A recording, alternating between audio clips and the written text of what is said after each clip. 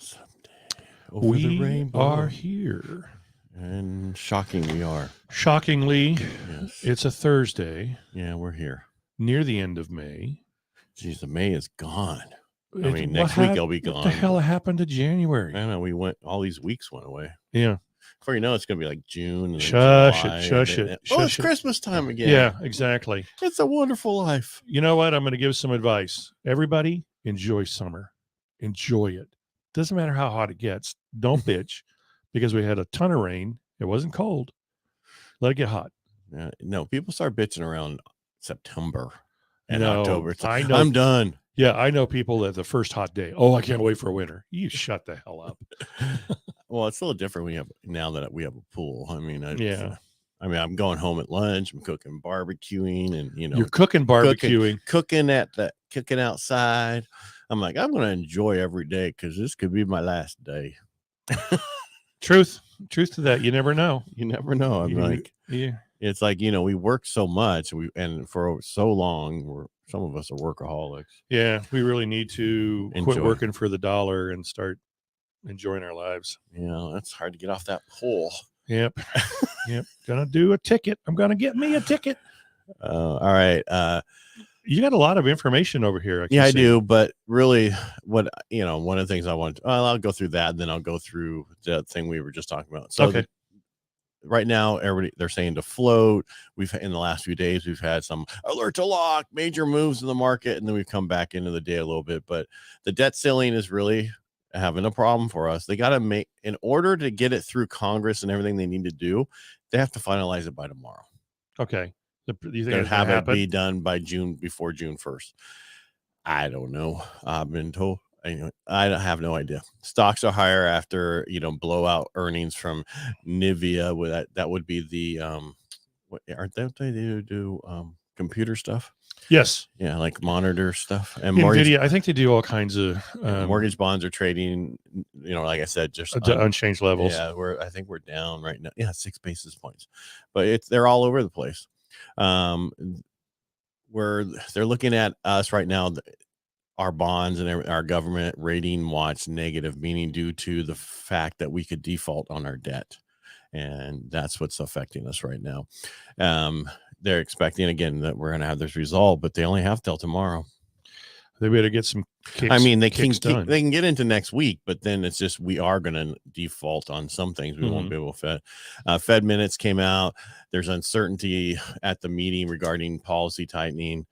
Some members are looking at, they want to hike in June. Let's go hike. Yeah. While others suggesting pausing or skipping a meeting. I'm saying just hike the damn thing. Yeah, to get it over with. Yeah, and it's that way you can say, we made a mistake. We should have shorted it. We shouldn't have done that. Well, you shouldn't have done a lot of these. Someone the other day was asking me, okay, I have a low interest rate on my first and I want to go buy another house. Should I just take it out with a second? I'm like, sure. Actually, I take it back. There's 2 of them, but let's go with this. So someone was talking about assuming a veteran's first. Okay. Right. It was 200 and some thousand. They need $100,000 additional to make up the difference. Okay. Right. And they said, we'll need an equity line for that. I go, you understand that the equity line prime right now is 8.25. You add your margin on that. You're close to 10 to 11%.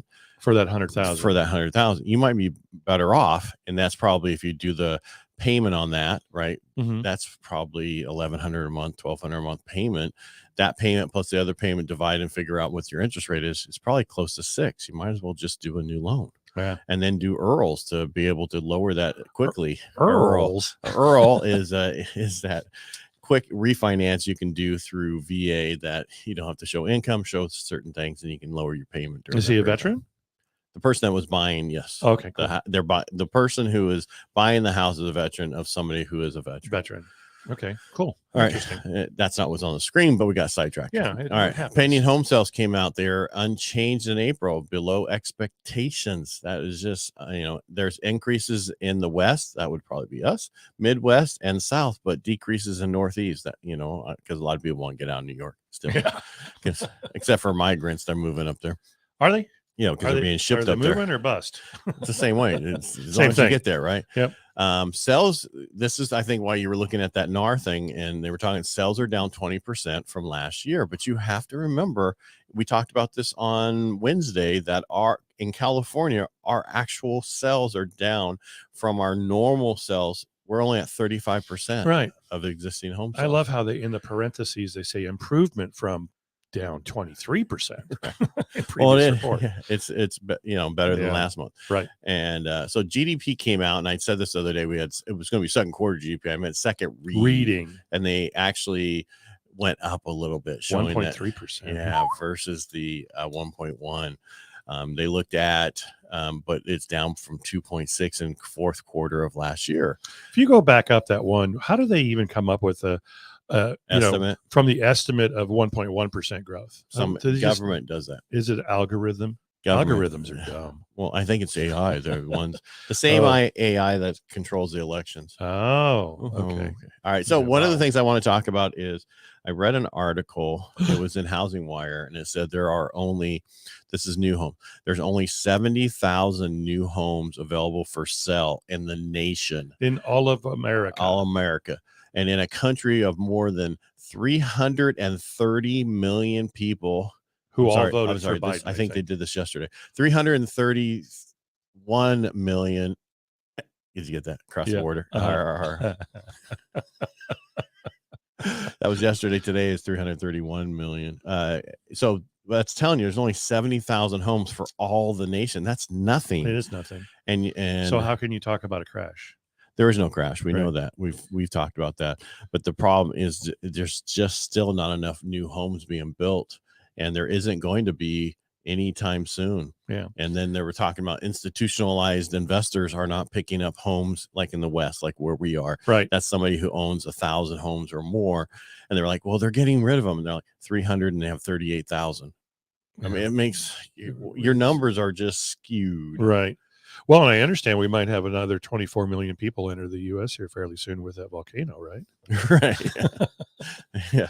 We never know. Never know. So they've been selling off the inventory in 2023. These big investors reduced their buying activity nearly 80% from quarter 2022 to quarter 4 of 2021. The difference between there.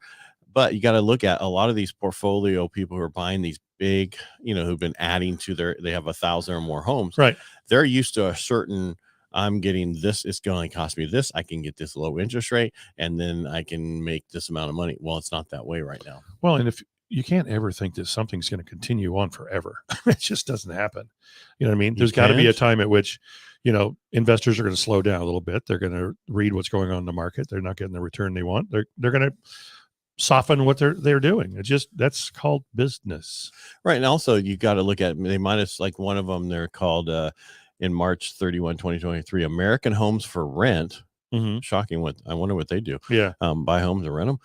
Leading builder in single family rental communities. So they're actually building communities and then for rent. Them. Yeah. The whole thing, keeping them. They have a portfolio of 58,639 homes, which was reduced by 354 homes. Ooh. Compared to 58,993 they used to have. Well, there could be some costs that they wanted to absorb, pay taxes, and they're like, hey, let's just liquidate these things and do our stuff. They still have 58,639 homes. I think that's enough. Yeah.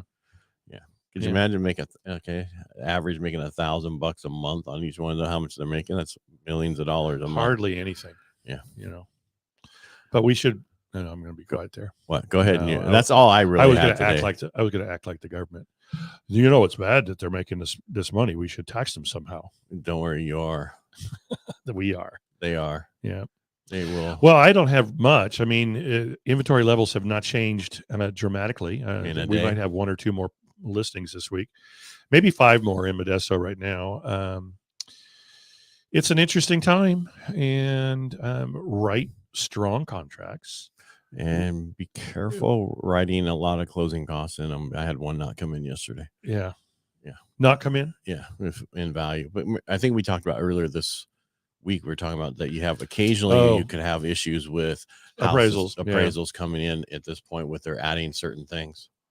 Yeah, we just don't have enough new data. The appraisers don't have enough new data to be able to adjust for the climbing market, which is typical in a climbing market. Atypical because we were in a climbing market, then we dipped for about 2 months, and then we're back in a climbing market.